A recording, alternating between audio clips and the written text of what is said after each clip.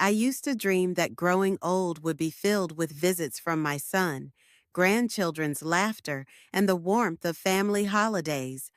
But reality turned out quite different. My son, Jason, spent years finding 1,000 excuses not to visit, not for Christmas, not for Mother's Day, not even just because. I sat alone in a big house he assumed would one day be his inheritance, until the day I made a decision. The inheritance would go to those who remembered I was still alive, and that day didn't mark a new beginning for him. It marked one for me. If this story resonated with your soul, click subscribe and let me know in the comments which city or country you're listening from. I'm truly curious to know where you're tuning in from. My name is Margaret Brooks. I was 69 years old when I realized silence could be louder than words. I lived alone in a two-story colonial house on the edge of Bloomington, Indiana. It was the same house where I'd raised my only son, the same place my husband and I had poured decades of our lives into. After he passed, I stayed, not out of fear or lack of options, but because I believed, deep down, that this house still had something left to give, or rather, that someone I loved would come back to it. The house didn't feel empty, not exactly. It had a heartbeat, a rhythm shaped by routine, the creak of the floorboard outside the laundry room, the soft whistle of the kettle I still used every morning, the tap of the grandfather clock we bought in 1983. I kept everything just as it had always been. The front hall mirror still reflected the small chip on its edge. The dining room still held the large mahogany table with 6 chairs, though only one was ever used. I had spent most of my adult life as an elementary school teacher, teaching 4th grade, molding young minds with patience and worn-out books.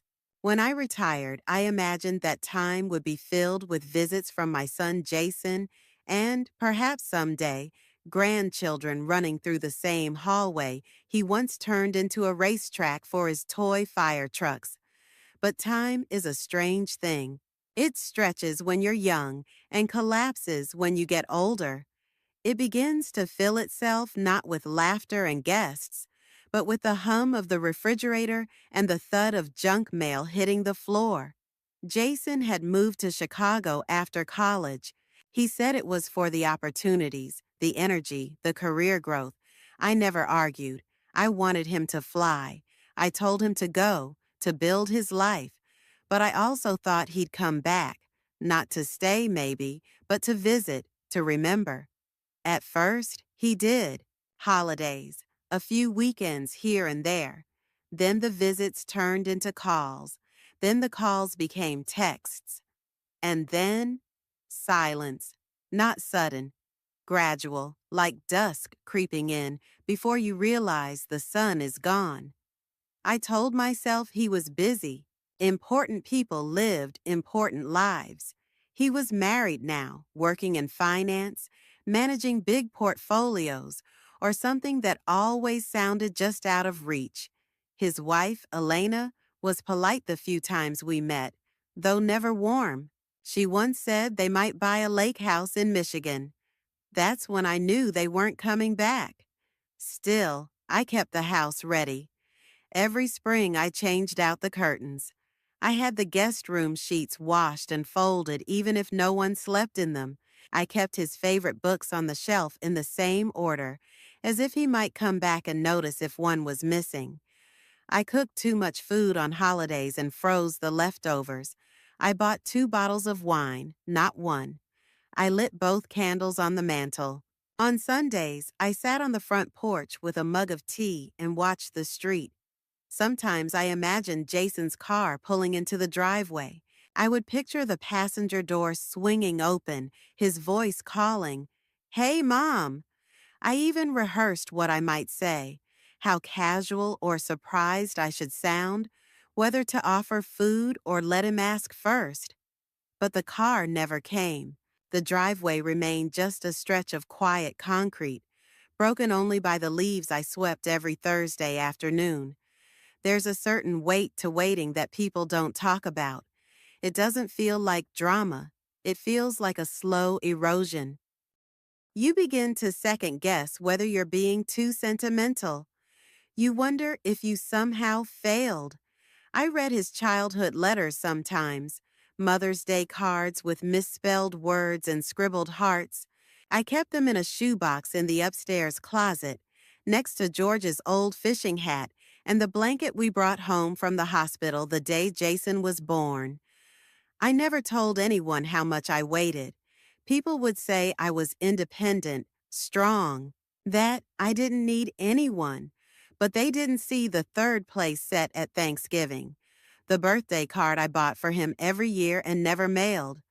They didn't hear the radio turned low just in case a call came through. They didn't feel the pause in my heartbeat every time I heard a car door slam somewhere down the block. It was in that waiting that I started to disappear, not all at once, but in pieces.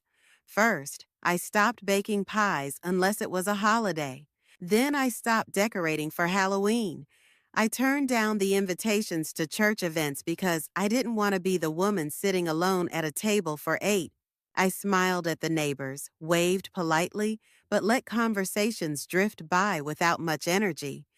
I wasn't bitter. I was just tired of pretending the waiting didn't hurt. One morning, I found myself watching a pair of squirrels chasing each other across the garden fence. Their energy felt foreign to me. I realized I couldn't remember the last time someone had knocked on my door just to say hello. My neighbor Emily waved at me from across the street. I waved back, and for a brief moment something stirred in me. Not quite hope, not yet, but the awareness that I still existed, that the world was still moving, even if I had stopped. That day, I dusted off the piano in the living room. I hadn't played since George's funeral. The keys felt colder than I remembered, but the sound was still true. I played a single song, halting and slow, but it filled the room with something other than silence. And for the first time in a long time, I didn't feel like I was waiting. I was listening, not for footsteps on the porch or the ring of the phone, but for my own breath, steady and alive in the quiet. And that changed everything. The hallway was long and narrow, stretching from the front door to the back of the house, like a spine connecting everything I had ever loved. In the soft morning light, it took on a quiet glow, filtered through old lace curtains that hadn't been changed since George passed. Dust floated in the air like time refusing to settle. The wallpaper was faded, the corners curling just slightly. I hadn't had the heart to replace it. It still bore the scratches from when Jason was small, racing through with a toy sword in one hand and a towel tied around his neck like a cape. That hallway had once echoed with life. Now it echoed with memory. Each step I took down that corridor was a step through a film reel of the past. I could almost hear George's slow, heavy boots after a long shift at the mill. The way he'd pause to kiss me hello before setting his toolbox by the door. I could picture Jason running barefoot, leaving behind a trail of muddy footprints I used to scold him for, but secretly loved. That hallway had seen birthdays, scraped knees, arguments, apologies. It had witnessed the building of a family, and now it stood like a museum, quiet, untouched, lined with photos of people who no longer crossed its threshold. I often walked it slowly in the mornings, coffee cup in hand, letting the creaks beneath my slippers remind me I was still here. The house never let me forget that. Even in its stillness, it spoke to me. Through every shifting floorboard and sighing radiator, it asked me to remember. And I did. One picture in particular always caught my eye. It was Jason at age 10, missing a front tooth, holding a baseball glove almost as big as his head. George had taken that picture on the first day of Little League. Jason had looked straight into the lens, eyes wide, proud, certain that the world was his. That frame, silver-edged and slightly tarnished, hung beside a photo of our last Christmas together. Years ago now. In it, Jason was already distracted, half turned toward his phone, while I smiled too brightly at the camera, trying not to notice the distance that had crept in between us. The photographs hadn't aged the way I had. They stayed frozen in time, mocking the years I had spent waiting for new ones to add. At night, the hallway became something else entirely. I never turned on the bright lights. I preferred the glow from the wall sconces, just enough to cast soft shadows. In that dimness, I often thought I saw motion where there was none, a flicker at the corner, a suggestion of footsteps. I wasn't losing my mind. It wasn't fear. It was familiarity, memory taking shape in the quiet. I didn't chase it away. Sometimes, when sleep was slow to come, I would sit on the bench under the coat rack and simply exist. Let the silence settle around me like a blanket. It was in these moments I felt George most. Not in the bedroom where we had shared our nights, not in the kitchen where I still cooked for one, but here, in this narrow place between rooms, where everything once passed through. His presence wasn't spectral. It was structural. He had built this hallway. His hands had smoothed these walls. He had stood here with me year after year, watching our son grow. The ghosts I felt weren't haunting me. They were reminding me of who I had been, of what this house had once meant, of how full it had been. It was also in this hallway where the loneliness stung the most. Not because I was afraid of being alone, but because I had not always been. The contrast was sharpest here. When Jason stopped visiting, it wasn't just my living room he vacated. He left behind silence in a place that used to hum with motion, and I was left walking its length alone, tracing a path that once carried the rhythm of family, now reduced to the soft shuffle of one set of feet. Still, I maintained it with care. I dusted the frames weekly. I polished the floor. I rearranged a few pieces of decor now and then, not to modernize it, but to keep it from feeling forgotten. I couldn't bear the thought of letting it fall into disrepair, even if no one else ever saw it. It was my temple, my timeline, my bridge between what was and what still somehow could be. And every time I walked it, I held on to the hope, not expectation, but hope that perhaps one day footsteps other than mine would echo there again. Until then, I walked slowly. I let the ghosts keep me company, and I reminded myself that even in solitude, this house still remembered, and so did I. Thanksgiving had always been my favorite, not for the food, although I loved the ritual of it, the slow thaw of the turkey, the spices, the scent of cinnamon and nutmeg drifting through the kitchen, but because it had once meant something more. It was a gathering point, a pause in the year when family circled back to one another. When George was alive, we would spend the whole day together, him basting the turkey every 30 minutes as if it were a sacred duty, me scolding him for sneaking spoonfuls of sweet potatoes before they were done. After he passed, I clung to the traditions like lifelines. Even when the house grew quieter, I still made everything. I still set the table for more than one. I still polished the silver and ironed the good tablecloth with its tiny stitched pumpkins, even if no one but me noticed. That particular Thanksgiving, the last one I would ever wait for, I woke before sunrise. The sky was a slate gray and rain tapped against the windows, but I didn't mind. I lit candles in the kitchen and started with the stuffing. My hands moved with the memory of dozens of holidays before, chopping onions, measuring breadcrumbs, whisking eggs. I didn't need a recipe anymore. I knew it all by heart. I kept glancing at the clock, doing silent math. If Jason and Elena left Chicago early, They'd arrive just after noon. That's what Jason had said when he'd called the week before. His voice clipped and distracted, but the words still spoken. "We'll be there, Mom. We'll try to be early." It wasn't a promise exactly, but it was enough. By 11, the turkey was golden in the oven, the pies cooling on the rack, the table set with the good plates. I had even pulled out the decorative place cards I used to make when Jason was a boy, his name written in my old cursive, tucked into a tiny cornucopia. It felt childish now, but I placed it anyway, a whisper to the past. I changed clothes just before noon, a deep burgundy sweater, pearl earrings, the soft scent of lilac I knew Jason once liked. I brushed my hair and checked the mirror twice.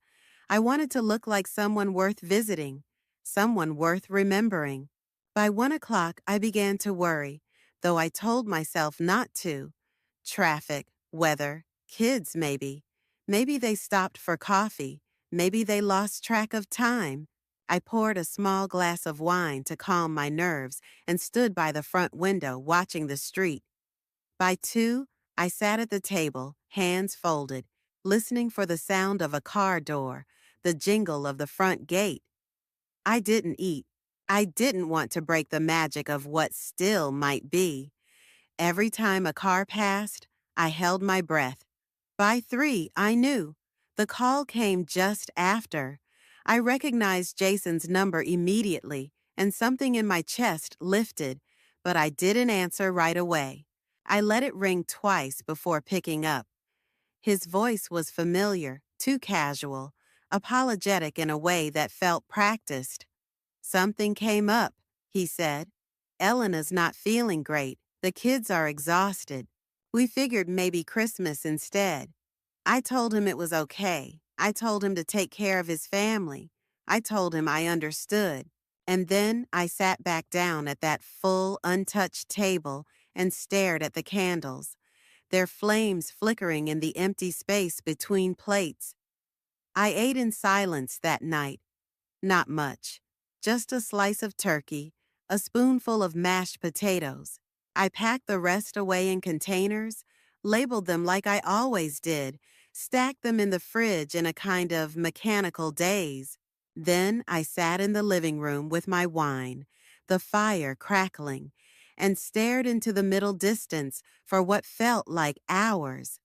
The house was so still, it felt like the air had forgotten how to move. Even the wind outside had quieted, as if in sympathy. At some point, I walked down the hallway, past the photos, past Jason's empty childhood room, and sat at the foot of my bed. I didn't cry. I just sat there, listening to nothing. It wasn't just that he hadn't come. It was the slow, sharp realization that I had waited for someone who no longer remembered how to come home. Not really, not where it mattered. That night, something in me closed, not out of anger, but out of self-preservation. I blew out the candles, turned off the porch light, and put away the extra place cards for good. Thanksgiving had once been a feast of family. Now it was a line drawn in the dust, and I had finally stopped standing on the wrong side of it. After that Thanksgiving, the house felt different, not heavier, not colder, just clearer, as if the silence no longer pretended to be anything else. It was no longer waiting or mourning. It was just silence, and somehow I could finally hear myself inside it. The days moved slowly but steadily. I swept the porch, refilled the bird feeders, trimmed the rose bushes even though winter had already begun to settle in. I did it not out of obligation, but because my hands needed to move and the earth never judged what you brought to it. There was comfort in the routine, in the hum of small tasks. It gave shape to the long hours. That week, I noticed my neighbors more than I had before. The Carters lived 3 houses down. Peter and Emily were in their early 40s. kind people with a warmth I had always noticed from a distance, but never stepped close enough to feel. Their daughter Sophie was maybe 8 or 9, always riding her bike in circles, her laughter bright against the gray streets. I had waved to them 100 times, but never crossed the line between familiarity and connection. Then, one afternoon, I saw Peter struggling with their trash bin. It had tipped in the wind, garbage spilling across the driveway. Without thinking, I grabbed my coat and walked over. We cleaned it up together, quietly, quickly, as if we'd done it a dozen times. When we were done, he thanked me, his smile genuine. Emily appeared in the doorway, holding a steaming mug. She offered it to me without a word. I took it. It was chamomile. That evening, I was invited in. Their home was full of noise and warmth. Coats hung by the door, artwork taped to the fridge, books stacked messily on the coffee table. It felt lived in, not staged. I sat on their couch with the mug in my hand, while Sophie chattered about a school play and Peter turned on the fireplace. Emily asked about the garden, said she'd always admired the lavender near my front walk. I hadn't realized how long it had been since someone asked me about something I had made. Over the next weeks, it became a quiet rhythm.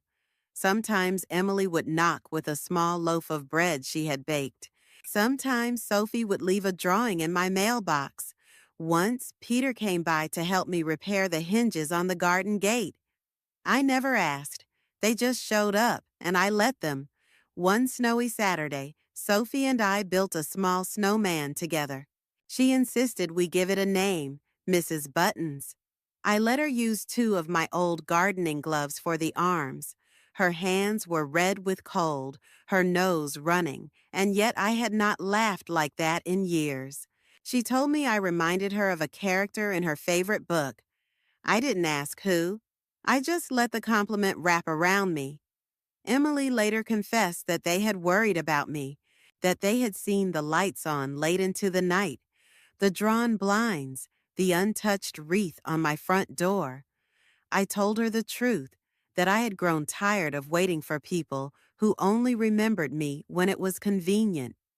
She didn't offer pity, only a soft nod and a plate of cookies that we shared in comfortable silence.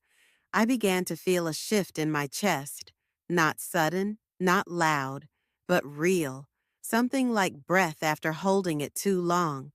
I invited them over one evening. I cooked a modest dinner, nothing fancy, just chicken stew and fresh rolls, and set the table for 4. I didn't light candles. I didn't overthink it. I let the moment be what it was. They arrived with a small bouquet of grocery store flowers and a bottle of cider. Sophie gave me a card with a crooked heart drawn in crayon. After they left that night, I didn't feel the usual hollowness. The house wasn't full again, but it wasn't echoing either. It occurred to me that family wasn't always built from blood or legal bonds. Sometimes it was shaped quietly, over shared snowmen and porch repairs, in borrowed mugs and thoughtful silence. I didn't tell them how much those moments meant to me. I didn't want to make it heavier than it was. But I began to keep the porch light on longer. I cleared the walkway not just for myself, but for the footprints I hoped would return. The Carters didn't try to fix anything. They simply made space for me to exist again, outside the frame of memory, beyond the role of forgotten mother. And in doing so, they reminded me that I hadn't disappeared. I had simply been waiting for the right people to see me again. Winter loosened its grip slowly that year. The snow melted in uncertain patches, revealing brown grass beneath, brittle and matted, like something that had been forgotten for too long. But the light was different. It came earlier, stayed longer. The air no longer bit at my skin. It brushed it gently, as though testing permission to return. I stood on my porch in the mornings wrapped in a shawl, holding a cup of tea, and watched the fog retreat across the quiet street. The silence had changed again. It was no longer heavy. It was fertile. Something had shifted inside me. I felt it in the way my shoulders no longer tensed at every creak in the floorboards, in the way my hands moved more eagerly through tasks I had once done only to fill time. I began waking up with plans, not for others, but for myself. Small things, humble things. I wanted to trim the hedges. I wanted to repaint the mailbox. I wanted to plant something, anything, just to see it grow. The garden had always been my therapy, but this year it felt like resurrection. I cleared the old leaves, broke apart the soil with fingers that had grown stiff but still remembered. I bought packets of seeds, wildflowers, marigolds, basil, and lavender, and pressed them into the earth like secrets. Each one was a private promise, not to anyone else, just to me. One afternoon, I took down the curtains in the front room. I replaced them with sheer white ones that let the sun spill across the floor in wide, generous bands. I opened windows and let the breeze push through every room. It was as though the house exhaled with me. Not a dramatic transformation, but a quiet acceptance of something new, something better. I began to walk each morning, just around the block, slowly at first. I noticed things I had ignored before: the shape of the clouds, the rust on a neighbor's fence, the way robins argued in the tree above the post box. Life was everywhere, stubborn and shameless. It did not ask to be seen. It simply was. I realized I could be that way too. I started keeping a notebook, not a journal, not quite, just pages filled with things I noticed, memories that surfaced, thoughts that had nowhere else to go. I wrote about the way the sun felt on my neck. I wrote about George's laugh, about Jason's freckles as a boy, about the way lilacs used to bloom outside the bedroom window. The act of writing was not about preserving the past. It was about claiming my presence in the now. Neighbors began to greet me with more than a nod. A few stopped to talk. Some brought over cookies or garden clippings. I invited them in sometimes, not always, only when it felt right. I was not trying to fill the house. I was letting it breathe again, at its own pace. On one of those afternoons, I found a letter tucked into my mailbox. It was handwritten, addressed to me, but without a return address. Inside was a short note from a young woman named Claire. She had grown up on this street 2 blocks down and remembered me from her childhood. She wrote about the time I had given her a Band-Aid after she'd fallen off her bike. She remembered the way my porch always smelled like rosemary and that I had once let her pick a flower from my garden as long as it had a buddy. She thanked me for being kind when she had needed it most, for being the kind of adult she remembered fondly. I read it twice, then again. I didn't realize I had tears in my eyes until I blinked them away. That note stayed on my fridge for weeks. It reminded me that small things matter, that even unnoticed kindness leaves footprints somewhere. I began to feel beautiful again. Not in the way magazines use the word, not with painted lips or tightened skin, but in the way birds return without being asked, in the way laughter finds its way back into a quiet room. I would catch my reflection in the mirror and no longer flinch. I would see a woman who had lived, who had survived grief, silence, abandonment, and had not turned to stone. I still didn't hear from Jason, but I no longer checked my phone at night. I no longer counted the days since his last message. I no longer made excuses on his behalf. Spring had given me something else: the truth that I was not defined by who did not show up. I was defined by who I had chosen to become. I was a woman who smiled at strangers, who planted things just to watch them grow, who took long walks and long breaths and sat in the sun without apology. And for the first time in years, I didn't just feel alive. I felt awake. The folder had been in the bottom drawer of my desk for years. It was navy blue, slightly bent at the corners, and sealed with one of those cheap brass fasteners I had once used in my office job before retirement. I had tucked it away when I first drafted my will with George, back when we still believed in the rhythm of the years ahead. After he passed, I made adjustments, small changes, but the folder remained in that same drawer, silent and patient. That morning, I woke early.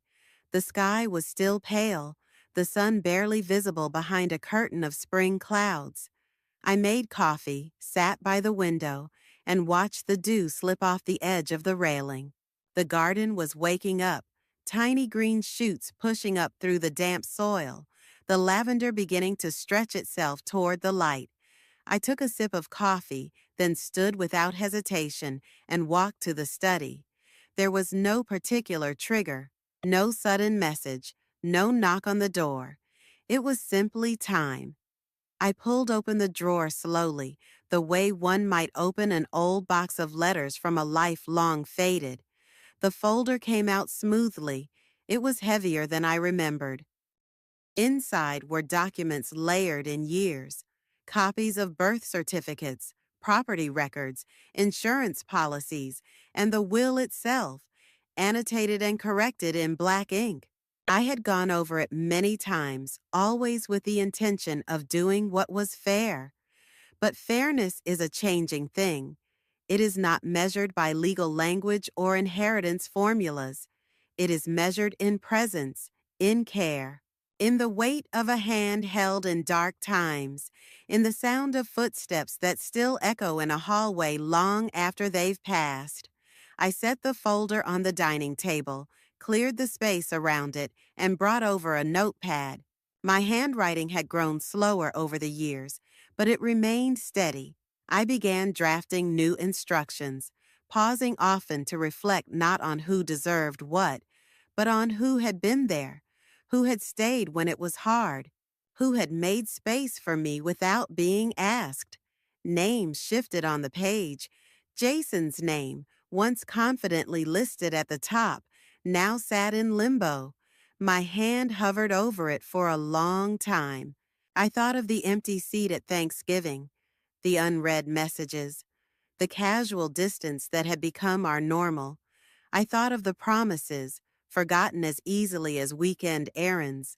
I thought of the hallway pictures, his smiling childhood, our fading connection, and I knew a name does not guarantee a relationship. Blood does not promise kindness. I added the Carters. It wasn't about spite. It wasn't about revenge. It was about gratitude and clarity. Peter and Emily had shown up with open hands and no expectations. Their daughter Sophie had brought laughter back into my yard. They reminded me that connection didn't need permission or pedigree. It only needed sincerity. I worked slowly, carefully. I reviewed the legal phrasing I had underlined months ago and updated the beneficiary section. I included a letter, handwritten, sealed in a separate envelope, not addressed to the court, but to those who would read it afterward. A quiet explanation, a gentle truth. Once finished, I slid everything back into the folder, now thicker, fuller, heavier, with intention. I called my lawyer later that day. We scheduled a time to finalize the updates. He didn't ask why. He knew better. When you reach a certain age, people stop questioning your choices, especially when you speak with calm conviction. The act of updating those papers felt less like rewriting a document and more like rewriting a boundary. I was no longer tethered to the fantasy of family that lived only in my hopes. I was rooted now in the reality of who had stood beside me when I had been invisible, who had looked me in the eye and seen me whole.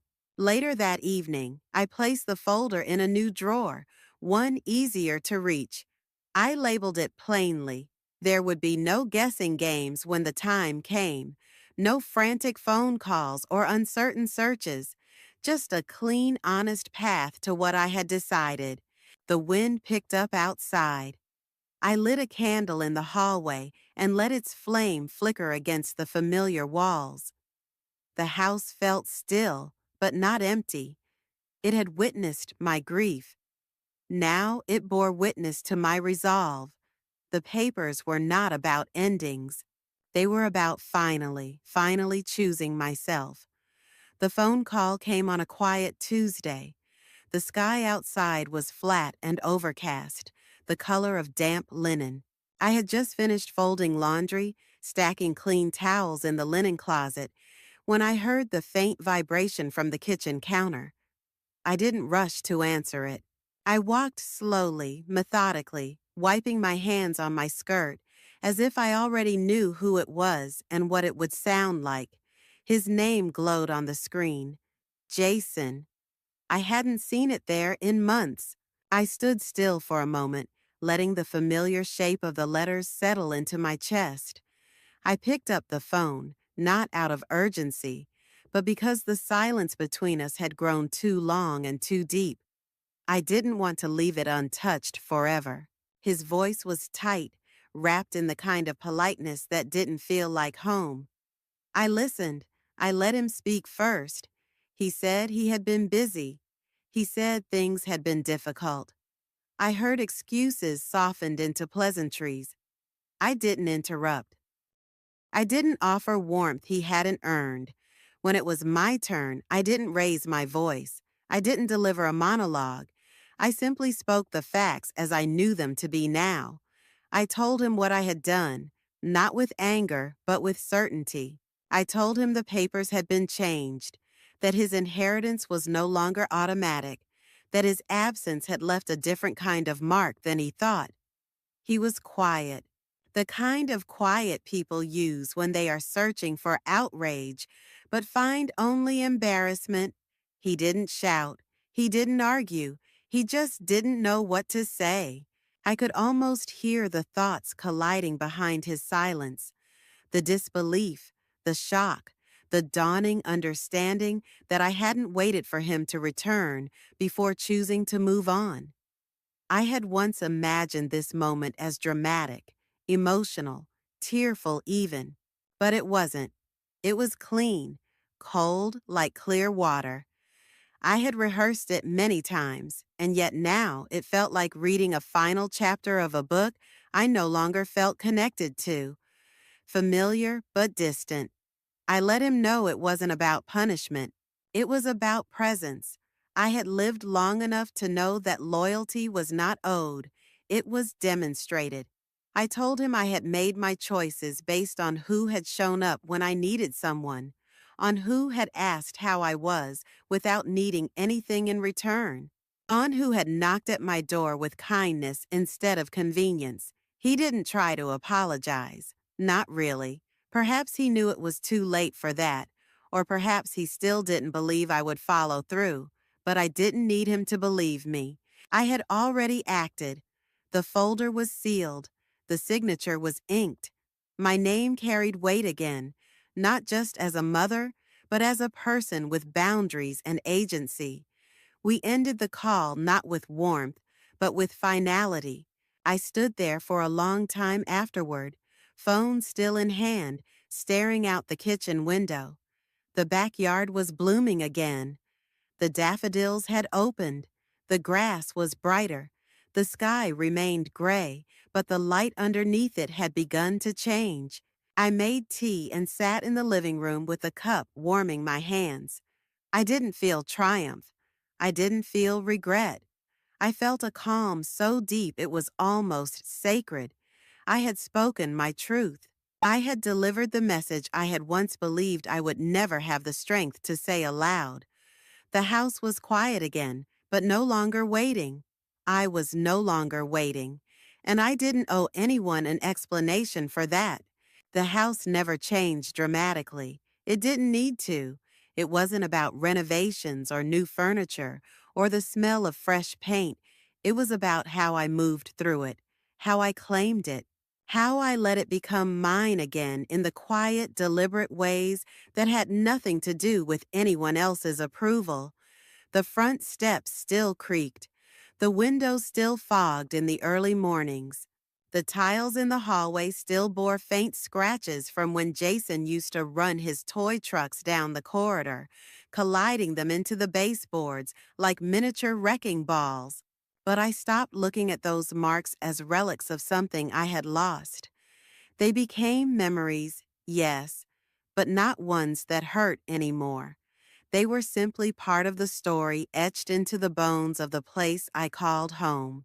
I began to take ownership of the space in a new way, not out of duty, but with intention. I cleaned not to impress, but to reset the energy of the rooms. I moved pictures around. I replaced frames.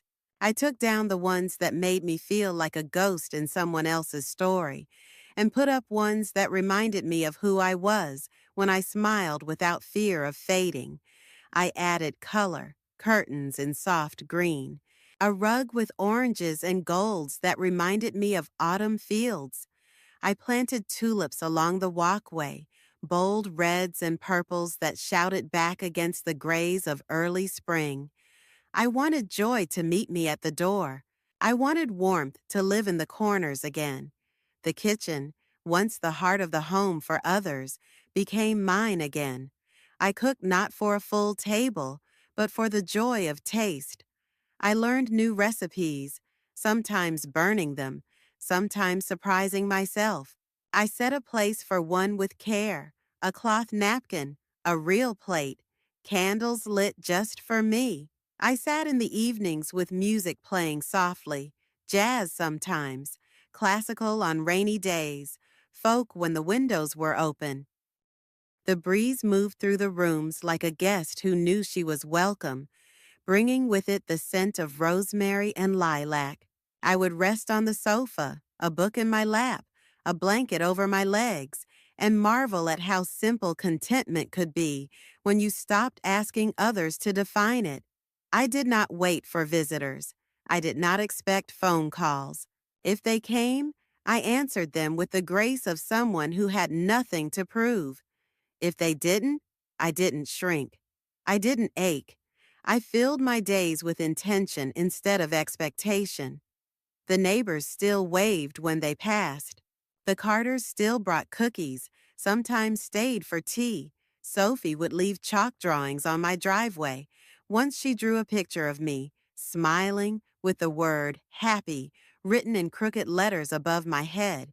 I kept that drawing on the fridge like it was a priceless painting. One afternoon, I walked through each room of the house slowly, not as an inspection, but as an acknowledgement. I ran my hand along the stair rail George had built with his own hands.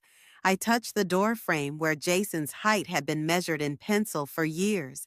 I stood by the window that faced the west and watched the sun pour across the floor in a golden sheet. This wasn't just a house, it was a vessel of joy and grief, of presence and absence, of memories worn smooth and new ones still forming. It held my laughter, my silence, my private songs hummed while dusting the shelves. It held the pain of being overlooked and the power of choosing myself in the aftermath. I was no longer afraid to be alone here. This space didn't echo with abandonment anymore. It resonated with something else. Freedom, maybe, or peace, or simply the unshakable sense that I was exactly where I belonged. Not waiting, not forgotten, not broken. I poured a glass of wine that night and took it to the porch. The stars were beginning to appear one by one. The night air was cool and familiar. I looked out over the yard, the new blooms swaying gently, the wind chimes singing a soft, steady note. This was my home, not because it held others, but because it held me, and I was finally enough.